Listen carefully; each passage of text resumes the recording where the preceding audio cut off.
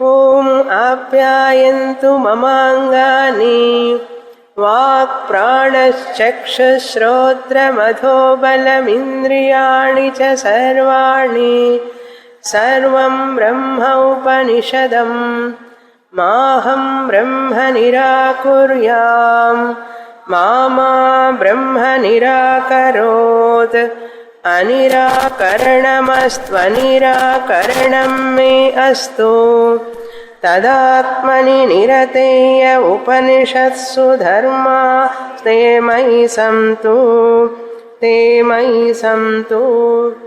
ఓం శాంతి శాంతి శాంతి.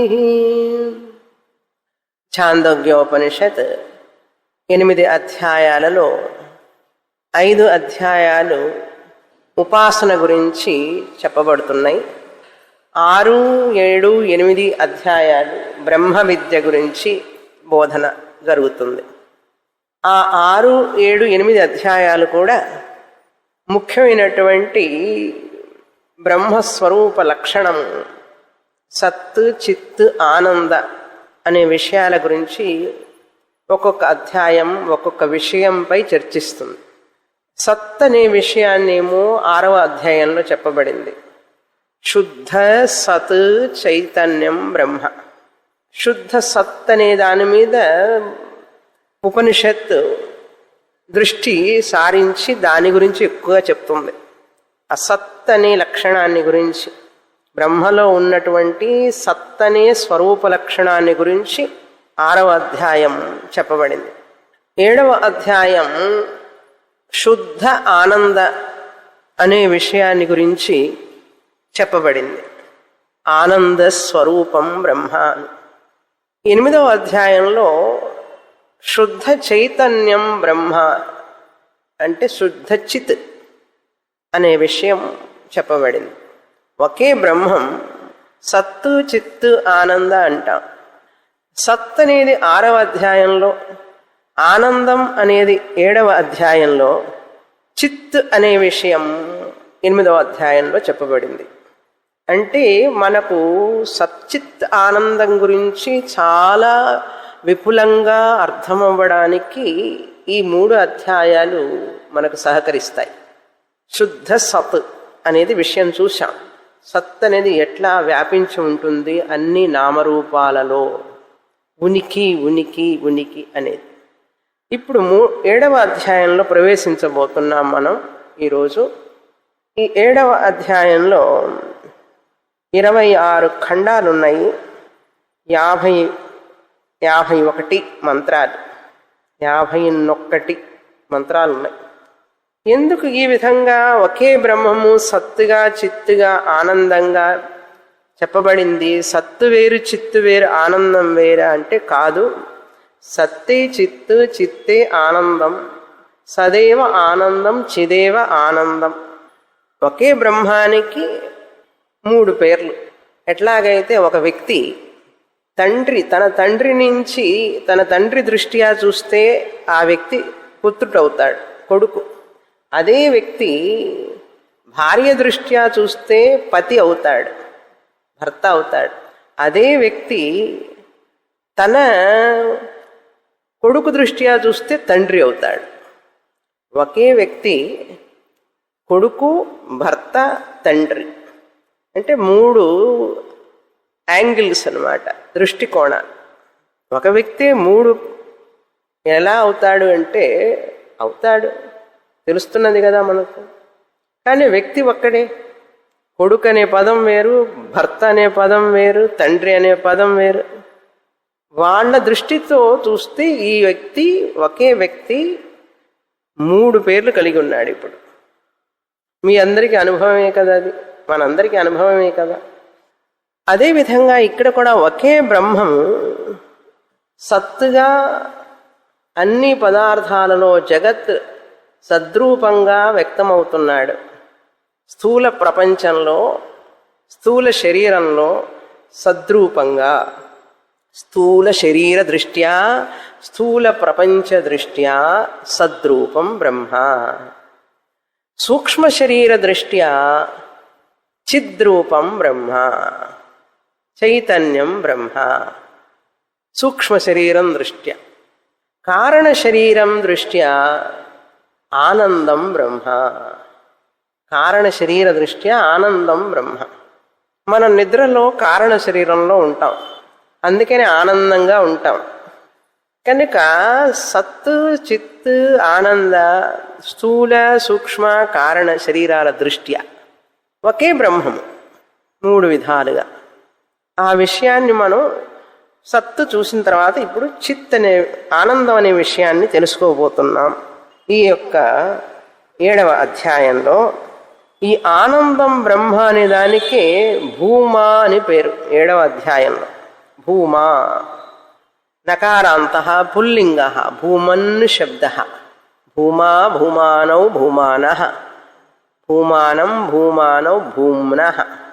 భూమా అంటే ఆనందం అని అర్థం. భూమ విద్య అంటారు దీన్ని. 6వ అధ్యాయంలో సద్విద్య అన్నట్లుగానే ఇక్కడ భూమ విద్య అని పేరు. భూమ విద్య అంటే ఏముంది? ఆనంద విద్య. ఆనంద విద్య అంటే ఏమిటి? బ్రహ్మ విద్య. ఈ యొక్క 7వ అధ్యాయం ఇలా ఇందులో కూడా సంవాద రూపంలో జరుగుతుంది. సంవాద రూపంలో. సంవాదం అనగానే మనం ఒకటి తెలుసుకోవాలి, ఈ బ్రహ్మ విద్య అనేటువంటిది గురుముఖంగానే మనం తెలుసుకోగలం అని మనకు తెలియజేయడానికి ఈ సంవాద రూపం. ఒక గురుముఖంగానే మాత్రమే ఈ విద్య మనకు బోధపడుతుంది అని తెలియడానికి భగవద్గీతలో కానీ, క్రిందటి అధ్యాయంలో 6వ అధ్యాయంలో కానీ, 6వ అధ్యాయం అంటే గీత 6వ అధ్యాయం, ఛాందోగ్యోపనిషత్తు కూడా 6వ అధ్యాయం పూర్తి చేశాం కదా, సంవాద రూపంలోనే కదా. సంవాదం ఎవరి మధ్యలో అంటే డైలాగ్, గురువు శిష్య, గురు శిష్య. 6వ అధ్యాయంలో ఉద్దాలకుడు గురువు, శ్వేతకేతు శిష్యుడు. అదేవిధంగా ఇక్కడ 7వ అధ్యాయంలో నారదుల వారు శిష్యుడు, గురువు సనత్కుమారుడు. సనత్కుమారుడు గురువు. సనక, సనందన, సనత్కుమార, సనత్సుజాత అని 4 బ్రహ్మదేవుడి మానసపుత్రుడు. వాళ్ళ 4 ఒకరైనటువంటి సనత్కుమారుడు సుబ్రహ్మణ్య స్వామి అవతారంట ఆయన. ఈ అధ్యాయంలోనే చివరి చెప్పబోతారు. మళ్ళీ చివరిలో ఉపనిషత్తు చెప్తుంది సుబ్రహ్మణ్య స్వామి యొక్క అవతారమే ఈ సనత్కుమారుడు. ఈ సనత్కుమార సనత్సుజాత సనక సనందనాదులు వివాహం చేసుకోలే, పుట్టంగానే సన్యాసులుగానే ఎదిగారు వాళ్ళు. బ్రహ్మచర్య ఆశ్రమం నుంచే సన్యాసులుగా. అటువంటి సనత్కుమారుడు ఇక్కడ బోధిస్తున్నారు. ఈ సనత్కుమార సనక సనందన వీళ్ళు 4 దక్షిణామూర్తి దగ్గర చదువుకున్నారు. దక్షిణామూర్తి దగ్గర. అందుకనే దక్షిణామూర్తి ఫోటో ముందు 4 కూర్చొని ఉంటారు ఋషులు, చూశారా? ఆ 4 సనక సనందన సనత్కుమార సనత్సుజాత జ్ఞానులు 4. కనుక సనత్కుమారుడు ఇక్కడ గురువు అన్నమాట. నారద మహర్షి ఎంతో గొప్పవాడు మహర్షి ఆయన. అటువంటి నారద మహర్షి అన్ని విద్యలు తెలిసినటువంటి ఆయన ఈ సనత్కుమారుడి దగ్గరికి వస్తాడు. రావడంతోనే అడుగుతున్నాడు సనత్కుమారుడిని. మొదటి మంత్రం అక్కడ మొదలవుతుంది, చదువుతాం. మొదటి మంత్రం అధీహి భగవైతి ఇతిహోపససాద సనత్కుమారం నారదః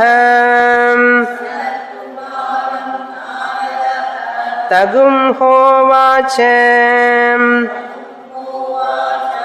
యత్వేత్థ తేన మోపసీద తతస్తమూర్ధ్వం వక్ష్యామీతి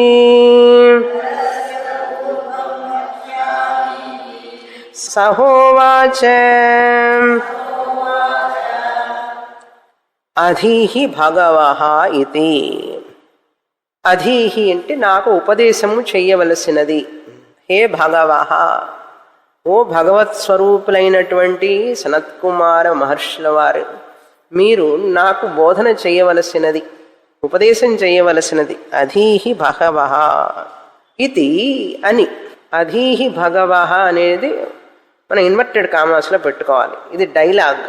నారదుల వారు అడుగుతున్నారు ఆయన వాక్యాలు. ఇది ఎలా అడిగాడు? ఉపససాద. ఉపససాద మీన్స్ దగ్గరికి వెళ్ళాడు ఆయన దగ్గరికి. సనత్కుమారం నారద. సనత్కుమారుడు దగ్గరికి నారదుల వారు వెళ్ళి ఈ విధంగా అడిగారు, నాకు ఉపదేశం చెయ్యండి అని అడిగాడు. తగుం హో వాచ.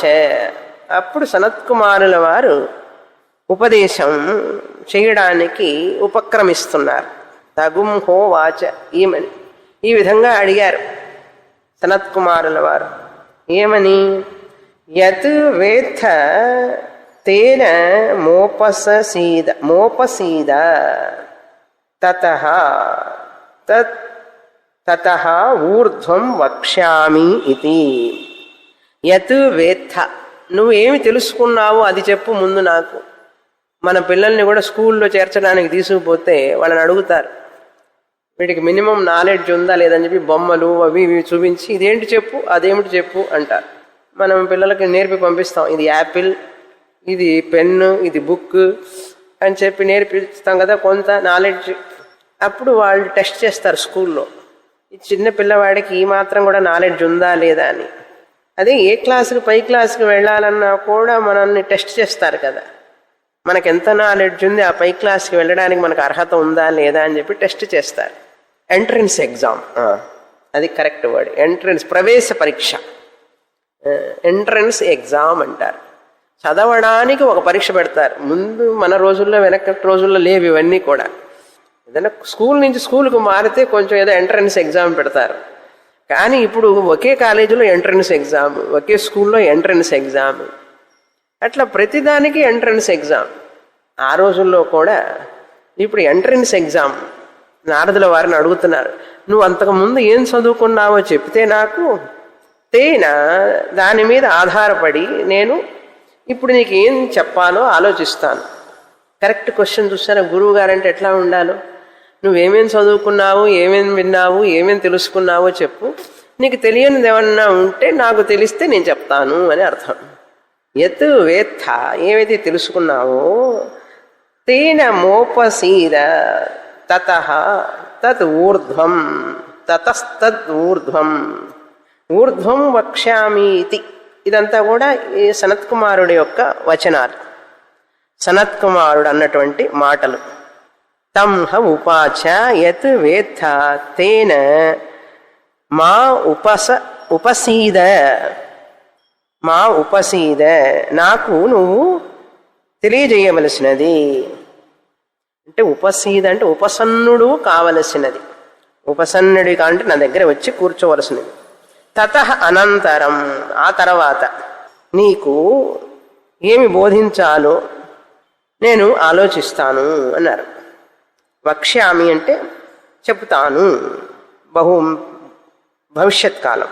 వక్ష్యామి, ఊర్ధ్వం అంటే ఆ పైన. నువ్వు నాకు చెప్పిన తర్వాత, నేను అది విన్న తర్వాత నేను ఆలోచించి ఆ పైన నీకు నేను బోధిస్తాను అని అర్థం. వక్ష్యామి ఇతి. ఆ ఇతి తర్వాత ఇన్వర్టెడ్ కామాస్ క్లోజ్. సహ ఉవాచ, సనత్ కుమారుల వారు అన్నారు ఈ విధంగా. అన్నప్పుడు ఇంక నారదుల వారు లిస్టు మొదలు పెడుతున్నాడు. ఏం చదివాను, నాకేం తెలుసు అని పెద్ద లిస్టు, ఆటోబయోగ్రఫీ లాగా, క్వాలిఫికేషన్స్ మొత్తం 20 పైన ఉన్నాయి ఆయన చదివిన శాస్త్రాలు. ఈ యొక్క మంత్రంలో వస్తే రెండవ మంత్రం చదువుతాం. ఏమిన్ని శాస్త్రాలు చదివారు అనేదానికి ఈ రెండవ మంత్రంలో మనకు తెలుస్తుంది. ఋగ్వేదం భగవోద్ధేమి,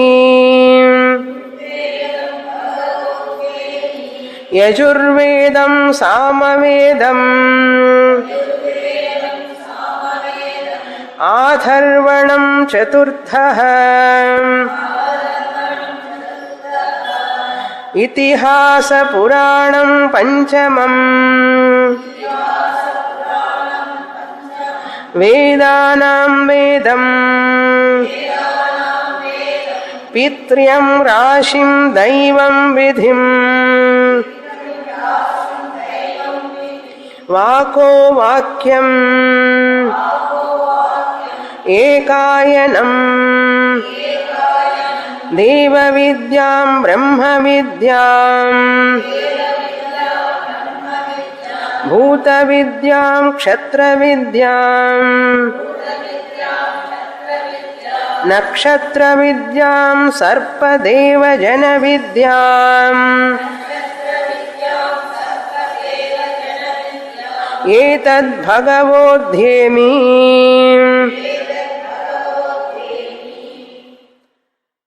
నారదుడి గురించి మనందరికీ తెలుసు. నారద భక్తి సూత్రాలు కూడా చదివాం మనం. ఆయనే ఒక గురువు చాలామందికి. ఎందుకంటే ఆయన బోధించాడు కదా నారద భక్తి సూత్రాలని.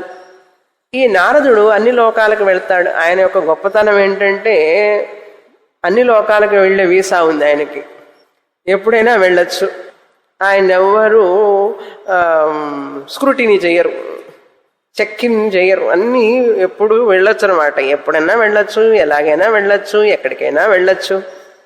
ఆయన్నేమి పరీక్ష చెయ్యరు ఎవరు. ఎక్కడికి ఆగండి, కొంచెం టెస్ట్ చేయాలి, మిమ్మల్ని అన్నీ చెక్ చేయాలి, ఏముండవు. అలా వాకిన్ అనమాట. వాకిన్ ఇంటర్వ్యూ అంటారు చూసారా, అలా వెళ్ళిపోతాడు అన్ని లోకాలకి. అసురుల దగ్గరికి వెళ్తాడు, రాక్షసుల దగ్గరికి వెళ్తాడు, దేవతల దగ్గరికి వెళ్తాడు, వైకుంఠానికి వెళ్తాడు, కైలాసానికి వెళ్తాడు, భూలోకానికి వస్తాడు. అంతటి విశాలమైన హృదయం కలవాడాయన అని మనందరికీ తెలుసు. అటువంటి గొప్ప నారదుడు ఏం చెప్తున్నాడు చూడండి సనత్ కుమార్ల వారితో. నేను ఋగ్వేదం చదివాను అని చెప్తున్నారు. ఋగ్వేదం భగవః అధ్యేమి. ఋగ్వేదాన్ని చదువుకున్నాను. అంతేకాదు యజుర్వేదం, రెండో వేదమైనటువంటి యజుర్వేదాన్ని చదువుకున్నాను. సామవేదం, మూడో వేదమైనటువంటి సామవేదాన్ని చదివాను. ఆధర్వణం చతుర్థ, నాలుగవ వేదమైనటువంటి అధర్వణ వేదాన్ని కూడా చదివాను. 4 వేదాలు చదివాను. అంతేకాదు ఇతిహాస పురాణ, రామాయణ భారతాలను కూడా చదివాను. పురాణ భాగవతాన్ని కూడా చదివాను. 18 పురాణాలు, 36 పురాణాలు, 18 పురాణాలు, ముఖ్య పురాణాలు, 18 ఉప పురాణాలు, మొత్తం 36 పురాణాలు చదివాను అన్నాడు. పురాణం, ఇతిహాసం, పురాణం పంచమం అన్నారు. ఇది 5వది. ఇప్పుడు 4 వేదాలు, ఇతిహాస, పురాణ, పంచమం. వేదానాం వేదం. శంకరాచార్యుల వారు రాస్తారు వీటన్నిటికీ అర్థం. లేకపోతే మనకు తెలియదు. అవన్నీ ఏవో అర్థాలు వస్తాయి మనకైతే. ఆయన రాశారు కనుక వీఆర్ సేఫ్. వేదానాం వేదం అంటే వ్యాకరణం. వేదాన్ని తెలుసుకోవాలి అంటే వ్యాకరణ జ్ఞానం ఉండాలి. శాస్త్రం బోధించాలంటేనే కనీస వ్యాకరణ జ్ఞానం కావాలి. ఇంకా వేద అధ్యయనం చేయాలి అంటే ఎంత వ్యాకరణం తెలిసి ఉండాలి. వేదానాం వేదం అంటే సంస్కృత వ్యాకరణం. తర్వాత పిత్ర్యం. పిత్ర్యం అంటే పితృ కర్మలు చేయడానికి కావలసినటువంటి ఏ ఏ విద్యలైతే ఉన్నాయో, పితృదేవతలకి పితృలోకాల్లో ఏ ఏ పితృవులందరికీ ఎటువంటి కర్మలు చేయాలి ఏమిటి అనేటువంటి విషయాన్ని నేను చదువుకున్నాను అన్నారు. పిత్ర్యం. రాశిం. రాశిం అంటే గణితం, లెక్కలు, గణిత శాస్త్రాన్ని కూడా చదువుకున్నాను. రాశిం. చిన్నప్పుడు తెలుగులో ఉండేవి లెక్కలు, రాశి, ఈ పదాలన్నీ వచ్చేవి అప్పుడు. రాశిం. తర్వాత దైవం, జ్యోతిష శాస్త్రం. దైవం. నిధిం, నిధి శాస్త్రం. ఎక్కడెక్కడ లంకె బిందులు దొరుకుతాయో నాకు తెలుసు. నిధి శాస్త్రం. ఎక్కడ భూమిలో బంగారం ఉంది, ఎక్కడ భూమిలో వెండి దొరుకుతుంది, ఎక్కడ భూమిలో ఏమేమి దొరుకుతుందో అని నేను చెప్పగలను. ఎక్కడ నిధి లభిస్తుందో నేను చెప్పగలను అన్నాడు. ఆ నిధి శాస్త్రం కూడా నాకు తెలుసు, చదువుకున్నాను. వాకో వాక్యం. వాకో వాక్యం అంటే తర్కశాస్త్రం. తర్కశాస్త్రాన్ని కూడా చదువుకున్నాను. ఏకాయనం. ఏకాయనం అంటే నీతి శాస్త్రం, న్యాయశాస్త్రం. కోర్టులో వీళ్ళందరూ మాట్లాడతారు కదా, లాయర్స్, జడ్జెస్ అందరూ. అది చదువుకున్నాను. న్యాయశాస్త్రం, ఏకాయనం. దేవ విద్యాం అంటే నిరుక్తం. ఈ కర్మకాండలు చేసేటప్పుడు, యజ్ఞ యాగాలు హోమాలు చేసేటప్పుడు ఎలా చేయాలి ఏమిటి అనేది నిరుక్త శాస్త్రంలో చెప్పబడింది. ఆ మంత్రాలను ఎప్పుడు ఎక్కడ ఉపయోగించాలి, ఎలా ఉపయోగించాలి, ఎలా చెయ్యాలి అనే పద్ధతి నిరుక్తం. తర్వాత బ్రహ్మ విద్యాం. ఇక్కడ బ్రహ్మ విద్య అంటే ఆత్మ విద్య కాదు, ఇక్కడ బ్రహ్మ విద్య అంటే దేవ విద్య, వేద విద్య. బ్రహ్మ విద్య అంటే వేద విద్య. వేద విద్య అంటే అంగాలు ఉంటాయి కదా వేదానికి. నిరుక్తం అంటే వైదిక పదాల యొక్క అర్థాన్ని తెలియజేసే శాస్త్రం. వైదిక పదాలు ఉంటాయి, వేదంలో కొన్ని పదాలు ఉంటాయి కదండి. ఒక పదం, ఆ పదాన్ని మీరు డిక్షనరీలో చూస్తే తెలియదు మనకు. సంస్కృత డిక్షనరీలో అర్థం తెలుసుకోలేరు మీరు. వేద పదాలకి వేరే అర్థం ఉంటుంది, సంస్కృత డిక్షనరీలో మనకు దొరకదు. అందుకని నిరుక్తం అనేది వేదిక్ డిక్షనరీ అనొచ్చు. వేదిక్ డిక్షనరీ, ఇంగ్లీష్లో ఎటిమాలజీ అంటారు. Etymology, Vedic dictionary. Vedic dictionary మామూలు డిక్షనరీయే చదవలేము మనం, వేదిక్ డిక్షనరీ అసలు చదవలేము. వైదిక డిక్షనరీ అని అర్థం. వైదిక నిఘంటువు అనొచ్చు నిరుక్తాన్ని. బ్రహ్మ విద్య అంటే వేద అంగాని, శిక్ష, కల్పం, ఛందస్సు అవన్నీ వేదం అర్థం కావడానికి దానికి యాన్సిలరీస్ అంటారు, సెకండరీ సబ్జెక్ట్స్. ఆ యాన్సిలరీ సపోర్ట్ ఉంటే కానీ మెయిన్ సబ్జెక్ట్ అర్థం కాదు. ఇప్పుడు కంప్యూటర్, మ్యాథమెటిక్స్ ఎట్లయితే తీసుకుంటారు గ్రూప్, ఏం గ్రూప్ తీసుకుంటున్నావు అంటారు చూసారా. ఏం గ్రూప్ అంటే కనెక్షన్ అన్నమాట. Biology, zoology, science students, chemistry, physics అట్లనమాట ఒక్కొక్క గ్రూప్. అదేవిధంగా వేదాలు చదవాలంటే వాటికి యాన్సిలరీస్ ఉంటాయి. అకౌంట్స్, కామర్స్ అంటుంటారు చూసారా. బీకామ్ స్టూడెంట్స్ అయితే ఎకనామిక్స్, అకౌంట్స్, కామర్స్ కనెక్షన్ అనమాట. అంతేగాని జువాలజీకి అకౌంట్స్కి కనెక్షన్ ఉండదు, జువాలజీకి అకౌంట్స్కి కనెక్షన్ ఉండదు, అకౌంట్స్కి ఫిజిక్స్కి కనెక్షన్ ఉండదు. ఫిజిక్స్, కెమిస్ట్రీ వాటికి కనెక్షన్. జువాలజీ, బయాలజీ ఒక గ్రూప్, కామర్స్, ఎకనామిక్స్, అకౌంట్స్ ఒక group, history, politics, public administration ఒక గ్రూప్. చూసారా, వాళ్ళ గ్రూప్ వేరే, వీళ్ళ గ్రూప్ వేరే. అదేవిధంగా వేదాలు చదవాలన్నా కూడా వాటికి అంగాలు ఉంటాయి, వాటికి యాన్సిలరీ సబ్జెక్ట్స్ ఉంటాయి. ఛందస్సు అని, కల్పమని, శిక్ష, అవన్నీ చదవాలన్నమాట. దాన్ని ఇక్కడ బ్రహ్మ విద్య అన్నారు. తర్వాత భూత విద్య. భూత విద్య అంటే భౌతిక విద్య, ఫిజిక్స్, భౌతిక శాస్త్రం. ఫిజిక్స్ కూడా చదువుకున్నట్టు నారదుల వారు. భౌతిక శాస్త్రం, ఫిజిక్స్ అంటారు భూత విద్య అంటే ఇక్కడ. అంతేగాని భూత విద్య అంటే పంచభూతాలని కాదు, ఘోస్ట్ అని కాదు. భూతం అంటే ఇక్కడ భూతం అంటే భౌతిక విద్య. భౌతికం అంటే ఫిజిక్స్ అన్నమాట. తర్వాత క్షత్ర విద్య, క్షత్రియులు నేర్చుకునేటటువంటి ధనుర్విద్య, అది నేర్చుకున్నాను అన్నాడు. ఒక్కటి బాకీ లేదు, మిగల్చకుండా అన్ని చదువుకున్నాడు ఆయన. క్షత్ర విద్య, ధనుర్విద్య అని అర్థం. నక్షత్ర విద్య, ఎస్ట్రానమీ, నక్షత్ర శాస్త్రం, ఖగోళ శాస్త్రం. ఏ ఏ నక్షత్రాలు, ఏటువంటి ప్లానెట్స్ అన్నమాట, వాటి గురించి చదవడం. Astrology, astronomy connected. ఇందాక దైవం చెప్పాను, జ్యోతిష శాస్త్రం. జ్యోతిష శాస్త్రం ఎప్పుడు కూడా మన ప్లానెట్స్ ఉంటాయి చూడ, ప్లానెట్స్కి నక్షత్రాలతో కనెక్షన్ ఉంటుంది. రాశి ఫలం ఇవన్నీ చూసేటప్పుడు వాటికి కనెక్షన్ ఉంటుంది. నక్షత్ర శాస్త్రం అంటారు దాన్ని.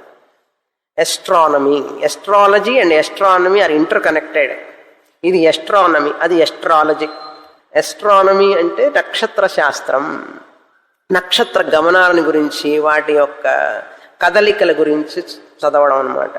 సర్ప విద్య. సర్ప విద్య అంటే పాము గనక కాటు వేస్తే మందు ఎట్లా ఇవ్వాలి, పాము కనపడితే దాన్ని ఎట్లా పైకి రాకుండా చేయాలి, గరుడ విద్య అంటారు దాన్ని. పామును చూసినప్పుడు కానీ దాని పాముని మళ్ళీ దానికి ప్రతీకారంగా మనం ఏం చేయాలంటే చంపకుండానే ఒక మంత్రం ఉంటుంది దానికి, సర్ప మంత్రం అంటారు. అది చదివితేనే అది మెదలకుండా పోతుంది. దాన్ని గరుడ మంత్రం అంటారు. సర్ప విద్య అంటే గరుడ విద్య అని సర్పానికి, గరుడుడికి బద్ధశత్రువులు వాళ్ళు. గరుడుని చూస్తే సర్పం పారిపోతుంది. అందుకని సర్పం కనపడినప్పుడు గరుడ మంత్రం కనుక చదివితే సర్పం వెళ్ళిపోతుంది. లేకపోతే ప్రాణానికి హాని కదా. ఏ జంతువు, ఏ ప్రాణి కూడా మనిషికి తనంతట ఊరికి హాని చెయ్యదు.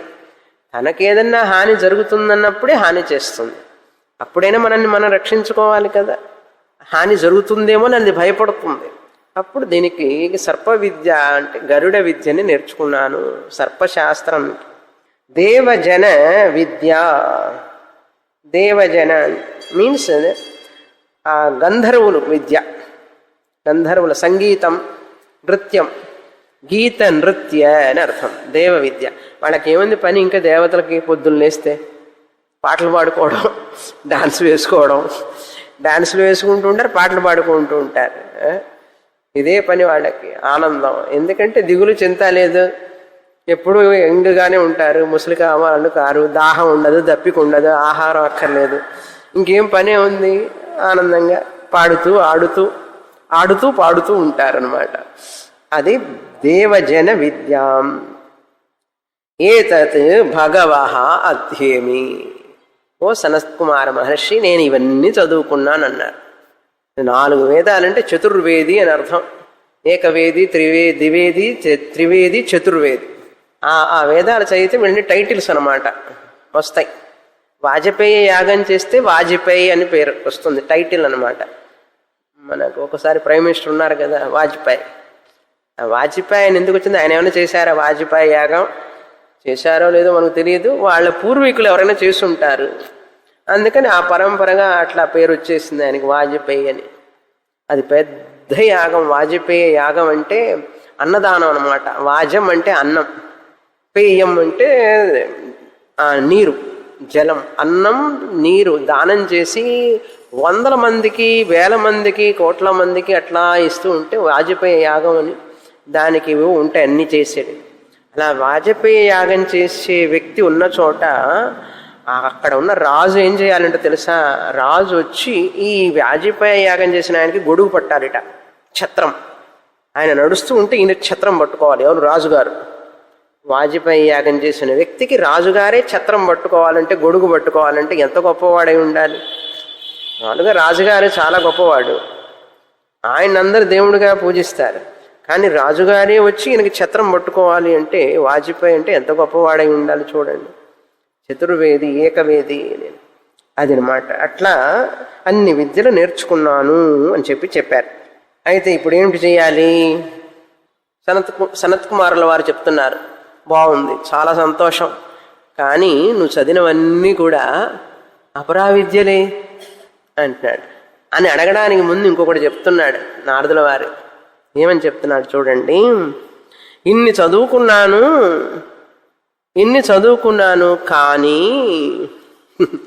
కానీ దిగులు పడుతున్నాను అన్నాడు. నాకు దుఃఖంగా ఉంది, ఇన్ని చదువుకున్నాను కానీ దుఃఖంగా ఉంది అని చెప్తున్నాడు. సోహం భగవో మంత్రవిదేవాస్మి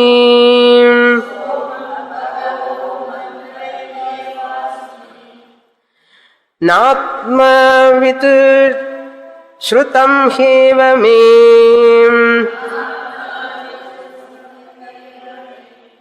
భగవదృషేభ్యః తరతి శోకమాత్మవిదితి సోహం భగవః శోచామి తం మా భగవాన్ శోకస్య పారం తారయత్వితి భగవచ్చోకస్య పారం తారయత్వితి తగుం హోవాచ యద్వైకిం చైతద్యగీష్ఠాం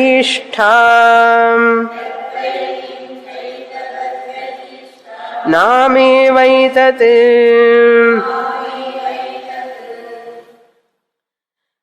ఇన్ని విద్యలు చదువుకున్నాను, అటువంటి నేను సహా అహం ఇన్ని 21 విద్యలు మొత్తం ఒక్కొక్క పేరు లెక్క పెట్టుకుంటూ వస్తే 21 దాదాపు అన్ని విద్యలు చదువుకున్నటువంటి నారదుడనేటటువంటి నేను, ఇన్ని విద్యలు చదువుకున్న నేను, సహా అహం అటువంటి నేను, హే భగవః ఓ భగవత్ స్వరూపులైన మహర్షి సనత్కుమార మహర్షి, మంత్రవిదేవాస్మి మంత్రాలు మాత్రమే తెలుసుకున్నాను.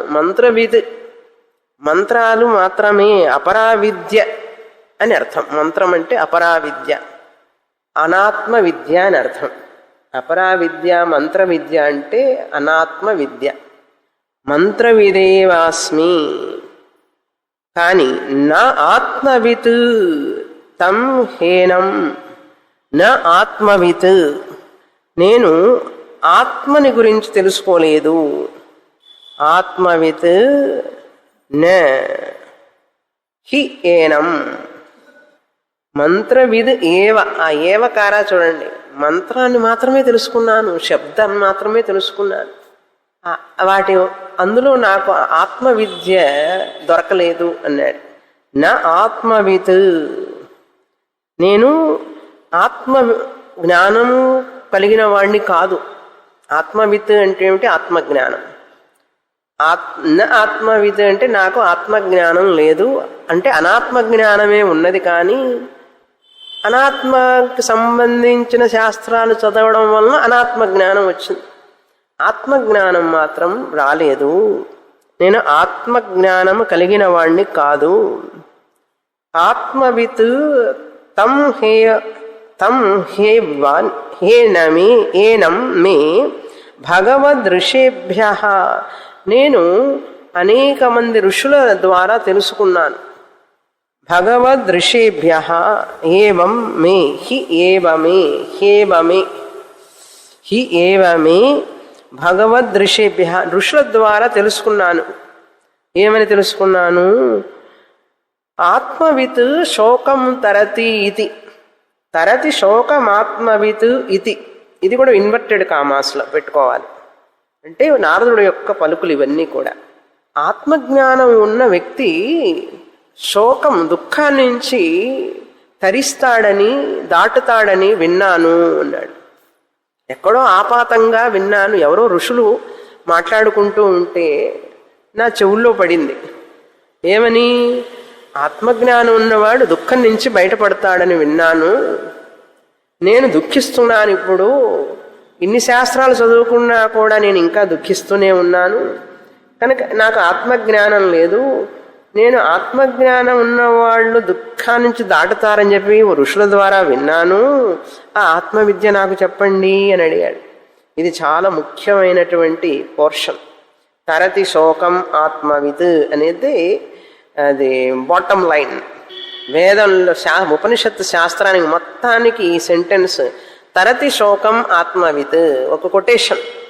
ఆత్మవిత్ the knower of the self, ఆత్మజ్ఞాని శోకం తరతి దుఃఖాన్ని నుంచి బయటపడతాడు.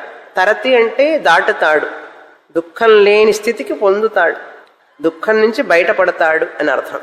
తరతి శోకం ఆత్మవిత్ ఇది. ఈ విధంగా అడుగుతున్నాడు.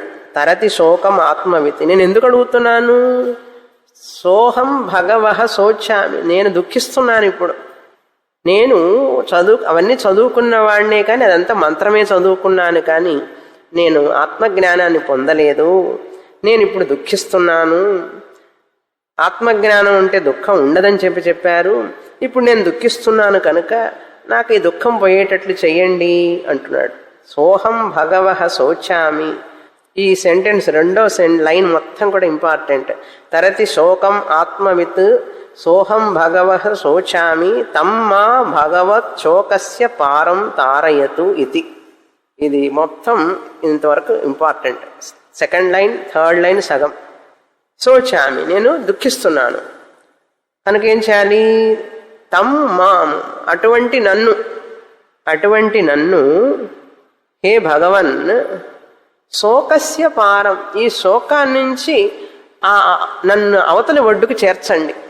ఇక్కడ మనకు ఇంకొక విషయం ఏం తెలుస్తున్నదంటే, పారం అంటే అవతలి ఒడ్డుకి, అవతలి వైపుకి. అంటే శోకం అనే సముద్రం అని అర్థం. సముద్రం అని చెప్పకుండానే పారం అనడం వల్ల ఏం తెలుస్తున్నది మనకు? శోకం అనేది సముద్రం లాంటిది. దుఃఖం అనేది, ఎందుకు దుఃఖం వస్తుందిరా అని అడిగితే కొంతమందిని నాకు తెలియట్లేదండి ఎందుకు వస్తుందో అంటాడు. కొన్నిసార్లు కారణం చెప్తాం, కానీ మనకు తెలియకుండానే దుఃఖం పెళ్ళుబుకుతుంది. ఎవరికి చెప్పుకోలేము. చెప్పుకున్నా ఓదారుస్తారని నమ్మకం లేదు. చెప్పుకుంటే ఇంకాస్త బాధ ఎక్కువ అవుతుందో అని భయం. దానివల్ల ఇంకాస్త ఎక్కువ దుఃఖం. ఎవరికి చెప్పుకోలేని దుఃఖం అన్నారు. అదొక దుఃఖం. వినేవాళ్ళు ఎవరు లేరే అని ఒక దుఃఖం. ఇట్లా ఏదో ఒక సమయంలో మనిషి దుఃఖానికి లోనవుతుంటాడు. ఏదో ఒక సమయంలో ఏంటి స్వామిని చాలాసార్లు లోనవుతుంటాడు. అప్పుడు ఇంకా మనిషి తట్టుకోలేడు. అటువంటి సాగరం లాంటిది అది. దాంట్లో నుంచి ఇది బయటికి రావాలనేటట్టుకి ఈ శరీరము, ప్రాణము, మనస్సు, దీన్నే మనోవ్యాధి అంటారు. శోకం అనేది మనస్సుకు సంబంధించినది, మానసిక వ్యాధి, మనోవ్యాధి. దుఃఖం అనేది వ్యాధి లాంటిది. ఆ దుఃఖం అనే వ్యాధి మానసిక వ్యాధి లేక మనోవ్యాధి. మానసిక బాధ అంటారు చూసారా. వ్యాధి అంటే కష్టంగా ఉంటుంది, బాధ అంటే ఓకే పర్వాలేదు. ఏం బాధ అంటే ఏంటి? వ్యాధి. అందుకని ఇంగ్లీష్లో డిస్ఈజ్ అంటే ఏంటి? When I'm not at ease called disease. బాధ అనే ఉన్నదప్పుడు నాకు ఈజీగా ఉంటుందా? ఉండదు కదా. బాధ, మానసిక బాధ, మనోబాధ. అందుకని అర్జునుడు గీతలో నహి ప్రపశ్యామి మమాపనుద్యాత్ యచ్చోకముచ్చోషణమింద్రియాణం. నాకు మార్గం కనపడటం లేదు, ఈ దుఃఖంలోంచి ఎట్లా బయటపడతానో నాకు తెలియడం లేదు. ఏ కృష్ణ, నన్ను నువ్వు బయటపడేనాయన ఈ దుఃఖం నుంచి అన్నాడు. ఈ రాజ్యం మొత్తం పొందినా కూడా నా దుఃఖం పోతుందని నాకు నమ్మకం లేదు. రాజ్యం సురాణం అభిచాధిపత్యం కృష్ణుడు మొదలుపెట్టాడు. అశోచ్యానన్వశోచస్త్వం ప్రజ్ఞావాదాంశ భాషసే. అక్కడి నుంచి మొదలుపెట్టాడు బోధ కృష్ణ పరమాత్మ. అదేవిధంగా ఇక్కడ కూడా నారదుల వారు పాపం దుఃఖపడుతున్నారు. మనం ఎప్పుడన్నా విన్నామా? నారదుల వారు నారాయణ నారాయణ అంటూనే ఉంటాడు. పాపం ఆయనకి ఎంత దుఃఖం ఉందో లోపల. దీనివల్ల మనకేం తెలుస్తుందంటే, ఎంత చదివినా ఎంత నేర్చినా ఈ లోకంలో ఆత్మజ్ఞానం లేకపోతే మనిషికి ఏమీ లేనట్లే. అంటే దుఃఖం ఉంటుంది మనిషికి అని. ఎంత చదివినా ఏం ప్రయోజనం లేదు. నారదుడు ఉదాహరణ మనకు తెలుస్తుంది కదా. ఆయన ఇన్ని శాస్త్రాలు చదివి ఆయనకి దుఃఖం పోకపోతే మన ఫిజిక్స్ ఎంత, మన ఎంబీబీఎస్ ఎంత, మన లాయర్ స్టడీ ఎంత, మన గ్రాడ్యుయేషన్ ఎంత, పోస్ట్ గ్రాడ్యుయేషన్ ఎంత, ఎన్ని డాక్టరేట్లు చూడండి ఆయనకి. ఇప్పుడు ఒక డాక్టరేట్ సంపాదించడానికి ఒక శాస్త్రానికే 10-12 సంవత్సరాలు చదవాలి. ఒక్కొక్క శాస్త్రం చదవడానికే 10-12 సంవత్సరాలు పడుతుంది. మినిమం 7 సంవత్సరాలు, మ్యాక్సిమం 12 సంవత్సరాలు. మరి ఇన్ని శాస్త్రాలు చదివాడు, ఇన్ని చదివినా కూడా దుఃఖం పోలేదు. అందుకని మన పిల్లల్ని మనం ఈ భౌతిక విద్యలు నేర్పి ఇవన్నీ సంపాదించుకొని, డబ్బులు సంపాదించుకొని బాగా ఇల్లు కట్టుకుంటే ఆనందంగా ఉంటారనే మనల్ని పిల్లల్ని అలా పెంచితే మనదే మూర్ఖత్వం. అర్థమైందా? మన పిల్లలకి బాగా చదువు చెప్పించి మంచి ర్యాంక్ తెప్పించి వాళ్ళని పైకి తీసుకువెళ్ళి పెద్ద పెద్ద ఆఫీసర్లను చేసి బాగా సంపాదించేసినట్టు చేస్తే వాళ్ళు సుఖపడిపోతారు అని అనుకుంటాను. చూసారా మనం? అంతకంటే మూర్ఖత మరొకటి లేదు. నేను చెప్తే మీకు కోపం వస్తుంది. నారదుడే చెప్తున్నాడు చూడండి. ఎన్ని చదివానండి, సోచామి, దుఃఖపడుతున్నాను. కనుక మనం ఏం తెలుసుకోవాలి? పిల్లలకి నేర్పించవలసినది ఏమిటి అంటే దైవభక్తి, ఆత్మవిద్య, విలువలు, ఇవి నేర్పాలి.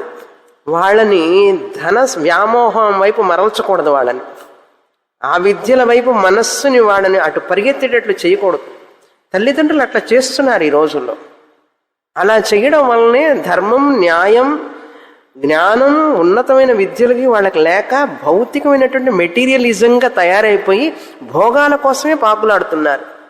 ధనం, వస్త్రం, ఇల్లు, వాకిలి ఇవే చూసుకుంటున్నారు. కానీ ఇక్కడ ఎంత పెరుగుతున్నదో చూసుకోవడం. కనుక పిల్లలకి ఎప్పుడు కూడా ధన వ్యామోహం, ధనం మీద, ఈ ప్రాపంచిక విషయాల మీద మనస్సు పోనివ్వకూడదు. అది మనం చేయకుండానే పోతుంది ఎట్లాగో. దీనివైపు మరల్చాలి.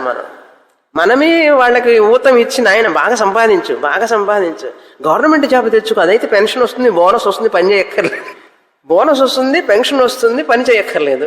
అందుకని గవర్నమెంట్ జాబ్. ఎన్నిసార్లు అయినా తప్పు, పరీక్ష రాస్తూనే ఉండు. ఇలా బోధిస్తారు తల్లిదండ్రులు. కనుక మనకి ఈ ఒక్క వార్త వల్ల మనం తెలుసుకోవాల్సింది కథ చదివినట్లు కాదు ఇది. ఇప్పుడు నారదుడి యొక్క పరిస్థితి వల్ల మనం తెలుసుకోవాల్సినది ఏమిటి? కనుక ఎన్ని సంపాదించినా, ఎన్ని క్వాలిఫికేషన్ ఉన్నా, ఎంత ధనం సంపాదించినా, ఎంత పెద్ద ఉద్యోగస్తుడైనా, ఎంత స్టేటస్ ఉన్నా, ఎంత స్టేటస్ కో ఉన్నా కూడా ఆత్మ జ్ఞానం లేకపోతే పరా విద్య, బ్రహ్మ విద్య, అక్షర విద్య జ్ఞానానికి ప్రయత్నం చేయకపోతే మనిషికి వాటి వల్ల ఏమీ సుఖం ఉండదు, పైగా దుఃఖమే, ఇంకా పెరుగుతుంది దుఃఖం అనే విషయాన్ని మనం ఇక్కడ గ్రహించాలి. ఇది గ్రహించకుండా ఎంత చదివినా ఏం ప్రయోజనం లేదు. అది విషయం ఇక్కడ. అటువంటి నేను దుఃఖిస్తున్నాను అన్నాడు చూశారా. అందుకే చాలామంది పెద్ద పెద్ద ఆఫీసర్లు ఏమైంది ఇప్పుడు నిన్న చూసారా, పెద్ద ఆఫీసరు మినిస్టర్, పెద్ద ఆఫీసర్ మినిస్టర్ దీనికి వచ్చి సిఐబిలో అక్కడ ఉన్నాడు, ఎక్కడ ఇన్కమ్ ట్యాక్స్ వాళ్ళని ఏమంటారు సిబిఐ దగ్గర ఉన్నాడు ఆఫీసులో. కోట్లు పెట్టాడు. ఏముంది? కనుక ఏ క్షణమైనా సరే అధర్మం అనేటువంటిది ధర్మానికి తల వంచాల్సిందే. కాకపోతే కొంచెం లేట్ అవుతుంది, ఒక్కరోజు ముందే కదా, లేకపోతే రేపే ఎలక్షన్ లేదు కదా. అదే చెప్తున్నాను, ఒక్కరోజు ముందులో ధర్మం జయించింది, జనాలందరికీ ఆనందం ఇప్పుడు. కనుక ధనం, భోగాలు ఇవన్నీ కూడా కాదు, ఆత్మ విద్య కావాలి. లౌకిక విద్యలు కావచ్చు, వైదిక విద్యలు కావచ్చు. ఆయన నేర్చుకునేవి లౌకిక విద్యలు ఉన్నాయి, వైదిక విద్యలు ఉన్నాయి. ఇవన్నీ కూడా మనిషిని రక్షించవు. కనుక ఇప్పుడు మీరు ఏ విద్య నేర్చుకుంటున్నారు ఇక్కడ? ఆత్మ విద్య. ఎందుకని? దేనికోసం? శోకం తరతి, దుఃఖా నుంచి బయటపడతాం. లేకపోతే ఆ ధనాన్ని చూసుకుంటూ కూర్చోవాల్సిందే. చూసుకుంటూ కూర్చొని ఇస్తుంది, అది మనం కూర్చొనివ్వదు, నిద్రపోనివ్వదు, కూర్చొనివ్వదు, నడవనివ్వదు, ఆలోచించనివ్వదు. ఈ ధనం అనేది అట్లాంటిది. ధనం అంటే అన్ని రకాలైనటువంటి భోగాలు. మనకు బెస్ట్ ఎగ్జాంపుల్ నారద. ఇంకా మనం ఎక్కడ, ఆయనే ఇట్లా ఉంటే మన సంగతి చెప్పాలి, మామూలు మనుషుల సంగతి అని తెలుసుకోవాలి. శోచామి తం మా భగవన్ శోకస్య పారం తారయతు. ఈ శోకానికి ఆవలి ఒడ్డు, పారం అంటే ఆవలి ఒడ్డు, అంటే శోకము లేనటువంటి ఆ తీరం, నన్ను అక్కడికి చేర్చవలసినది. తారయత్ ఇతి తారయత్వితి, తారయతు ఇతి తారయత్వితి, నన్ను దాటింపవలసినది. అప్పుడేమన్నారు సనత్ కుమారుల వారు? తగుంహోవాచ. సనత్ కుమారుల వారు చెప్తున్నారు ఏమని? యద్వైకిం చేత అధ్యగీష్ఠాః. బాగుంది, నువ్వు చదువుకున్నవన్నీ విన్నాను, చాలా చదివావు, చాలా పెద్ద లిస్టే ఉంది, చాంతాడులా చాంతాడంత ఉంది నా లిస్ట్, బాగానే చదువుకున్నాడు. కానీ నామ ఏవ ఏతత్, ఇవన్నీ నామరూపాలకు సంబంధించినవే కదా. మన నామకే వాస్తే అంటాం కదా, ఏముంది ఇవన్నీ పైపై చదువులే కదా అన్నాడు ఆయన సనత్ కుమారుడు. ఇంట్లో చదివితే, ఇన్ని డిగ్రీలు చెప్తే, ఇన్ని డాక్టరేట్లు అయితే, ఇన్ని డాక్టరేట్లు పొందితే ఏముంది నువ్వు చదువుకుందంతా కూడా అపరా విద్యే కదా, నామరూప విద్యే కదా, అనాత్మ విద్యే కదా అన్నాడు. పోయింది, గాలిపోయింది, పంచర్ అయింది. అందుకని మనిషి గర్వపడుతుంటాడు, అది చదువుకొని ఇది చదువుకొని ఎంతో గర్వపడుతుంటాడు. నీ గర్వం ఎంత? అర్జునుడు లేడు, ఎన్ని చదువుకున్నాడు, ఎంత గొప్పవాడు, ఎంత ధనం సంపాదించాడు, ఎంత పేరు కీర్తి ప్రతిష్ట ఉన్నవాడు. కానీ ఒక్క క్షణం యుద్ధరంగంలో వణికిపోయింది శరీరం, చెమటలు పట్టింది, మాట రావట్లేదు. అటువంటి గొప్ప అర్జునుడికి చూసారా. అందుకని మనకు తెలిసినది ఏదో దానివల్ల మనకు రక్షణ లేదు అని మనం తెలుసుకోవాలి. మన ధనం కానీ, మన విద్యలు కానీ, మనం తెలుసుకున్నవన్నీ, మన కుటుంబం, మన పరివారం, వీళ్ళందరూ రక్షించరు మనల్ని. మన యొక్క ఆత్మజ్ఞానమే మనల్ని రక్షిస్తుందని తెలుసుకునే రోజు వచ్చినప్పుడే మనిషి ఈ విద్య కోసం ప్రయత్నం చేస్తాడు, లేకపోతే ప్రయత్నం చెయ్యడు. అలా ప్రయత్నం చెయ్యాలంటే ముందు మనకు ఈ విషయం తెలియాలి, దీని ఆవశ్యకత తెలియాలి, దీని ఇంపార్టెన్స్ తెలియాలి. లేకపోతే ఏమవుతుందో తెలుసా, చిన్న చిన్న విషయాలు మనల్ని వచ్చి ప్రతిబంధం చేస్తాయి శాస్త్రం చదవనీయకుండా. ఒక విషయం చెప్తాను, ముఖ్యమైన విషయం మీకు. మనకు ఈ శాస్త్రం, ఆత్మవిద్య, దాని ప్రాముఖ్యత, దాని ఆవశ్యకత మన జీవితంలో మనం గ్రహించకపోతే మనకు ఎన్నో ఆటంకాలు, చిన్న చిన్న విషయాలు పెద్ద ఆటంకాలుగా కనపడి మనల్ని శాస్త్రం దగ్గరికి వెళ్లకుండా చేస్తాయి. శాస్త్రం దగ్గరికి వెళ్లకుండా ఎవరు చేస్తున్నారు తెలుసా? మనకు దీని యొక్క తీవ్రత, దీని ఆవశ్యకత తెలియకపోవడమే కారణం. మనకు దీని ఆవశ్యకత, దీని ప్రాముఖ్యత, మన జీవితానికి దీని అవసరం తెలిసిన రోజు, ఈ ఆత్మవిద్య అవసరం, అసలు ఎటువంటి ఆటంకమే ఉండదు ఆ మనిషికి. నేను గ్యారంటీ కార్డు ఇస్తాను మీకు. ఆ వ్యక్తికి శారీరక బాధ కానీ ఆర్థిక బాధ కానీ ఎటువంటి సమస్య కూడా సమస్య కాదు. పెద్ద పెద్ద పర్వతాలతో సమానమైనటువంటి సమస్యలు కూడా చిన్న గోష్పదీకృత వారాసిం మశకీకృత రాక్షసిం లాగా దాటుతాడు. ఎప్పుడు తెలుసా? ఎప్పుడైతే తీవ్రమైనటువంటి ముముక్షుత్వం ఉంటుందో, ఆత్మవిద్య నేను పొంది తీరాలి, నేను జ్ఞానం పొంది తీరాలి జన్మలో అని అనుకున్న వ్యక్తికి, హనుమంతుల వారు లంక చేరడానికి ఆ సముద్రాన్ని దాటేటప్పుడు సముద్రం ఎట్లా కనపడిందో తెలుసా? ఆవు కాలు పెడితే బురదలో ఎంత నీరు నిలుస్తుంది? గోష్పదీకృత వారాసిం. ఆవు కాలు పెడితే క్రింద ఆ కాలు తీసిన తర్వాత అందులో నీళ్లు పోయండి, ఎన్ని నీళ్లు ఉంటాయి? అందులో ఓ గ్లాసుడు నీళ్లు ఉంటాయి. అట్లా కనపడిందిట సముద్రం అంతా హనుమంతుల వారికి. రామకార్యం సాధించడం కోసం వెళ్ళేటప్పుడు అట్లా కనపడిందిట. మనకు అలా కనపడాలి. మన శారీరక బాధ కానీ ఇంట్లో బాధలు కానీ ఏమైనా సరే, ఇవన్నీ బలాదూర్, ఇవన్నీ మనల్ని ఏం చేయలేవు. నేను ఆత్మవిద్యను పొందాలి, నా గురువు దగ్గరికి వెళ్ళాలి, నేను చదవాలి, అంతే, నాకు అవన్నీ వాటితో పని లేదు అని నిశ్చయం చేసుకోండి. దేనిది ఆపలేదు. మనకేంటంటే పంటి నొప్పి వస్తే క్లాసుకు పోలేం, నడుము నొప్పి వస్తే క్లాసుకు పోలేం, తలనొప్పి వస్తే క్లాసుకు పోలేం, ఎవరిని వస్తే క్లాసుకు పోలేం. ఇవన్నీ ఎందుకు వస్తాయంటే దీని ప్రాముఖ్యత తెలియకపోవడం వలన. తెలుసు స్వామిని, అది చాలదు స్వామిని, అది చాలదు, ఆ ఇంట్రెస్ట్ చాలదు. నా గురువు ముఖంలో నుంచి నోట్లో నుంచి మాట వస్తూ ఉంటే అది నా చెవుల్లోకి వెళ్ళి తీరాలి, ఇంకంతే, దానికి తిరుగులేదు. అటువంటి పట్టుదల ఉన్నవాడికి జ్ఞానం వస్తుంది. తర్వాత రాక్షసులందరూ ఎలా కనపడ్డారు తెలుసా హనుమంతుల వారికి? రాక్షసులందరూ అంటే ఏమిటి? ప్రతిబంధాలు, ఈతి బాధలు, శారీరక బాధ, కుటుంబల బాధలు, ఆరోగ్య బాధలు, ఇవన్నీ మనం చూసుకోవాలట, పోల్చుకోవాలన్నమాట. రాక్షసులందరూ కూడా దోమల్లాగా కనపడ్డారట. మశకీకృత రాక్షసం అన్నాడు. రాక్షసులందరినీ దోమల్ని నలిపినట్టు నలిపేశాడు. ఇట్లంటే ఉన్నాడు. అది ఆంజనేయుల వారి గొప్పతనం. రామకార్యం చెయ్యడానికి ఆయనకి బాధలు, కష్టాలన్నీ కూడా కష్టాలు అనిపించలేదు. ఎక్కడన్నా విశ్రాంతి పొందాడా? ఆ సుందరకాండ చదివేటప్పుడు తెలుస్తుంది మీకు. నేను విందిస్తాను నీకు, ఇక్కడ రెస్ట్ తీసుకో, ఇక్కడ రెస్ట్ తీసుకో, అందరూ అడుగుతుంటే రెస్ట్ లేదు, గిస్ట్ లేదు, పో అన్నాడు. నేను ముందు సీతమ్మ వారిని చూసే వరకు కూడా నేను ఎక్కడ ఆగను, వచ్చేటప్పుడు కావాలంటే చూస్తా అన్నాడు. వచ్చేటప్పుడు కూడా పోలే, అట్లాగే వచ్చేసాడు. పుష్పక మీద రాముల వారిని, లక్ష్మణ్ణి భుజాల మీద కూర్చోబెట్టుకొని ఆయన అలాగే పుష్పక విమానంలో వచ్చేసాడు. అంటే ఏమిటి? తన భోగాలు, సుఖం కానీ కోరుకోలేదు హనుమంతుల వారు. ఇది గుర్తొస్తుందా మనకు? సుందరకాండ పారాయణం చేశానండి నేను అన్నాడు. ఏం చేసావు? సుందరకాండ పారాయణం. హనుమంతుడి గురించి ఏం తెలుసుకున్నావు? గోష్పదీకృత వారాసిం మశకీకృత రాక్షసం. ఆయన పారాయణం చదువుతున్నావు కానీ చిన్న చిన్న సమస్యలు రాగానే పెద్దగా చేస్తావు దాన్ని. ఏం ప్రయోజనం? అది నేర్చుకో. హనుమంతుల వారి దగ్గర ఈ 2 విషయాలు నేర్చుకో. ఎంత వినయం, ఎంత భక్తి, ఎంత స్వామి కార్యం అక్కడ ఆయనకి. మనకేమిటి కార్యం ఇక్కడ? మోక్షం, ఆత్మవిద్య, బ్రహ్మ విద్య.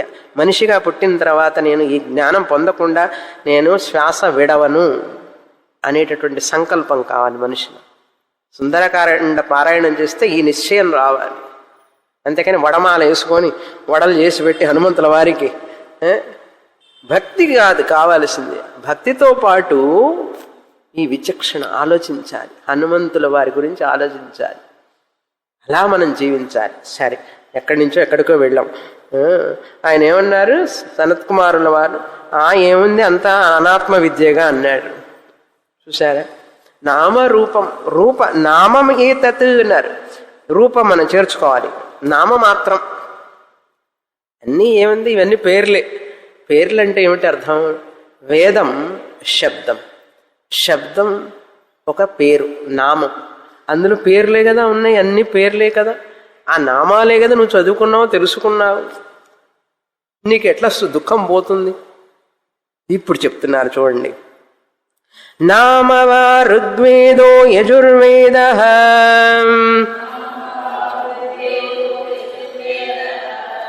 సామవేద అథర్వణశ్చతుర్థః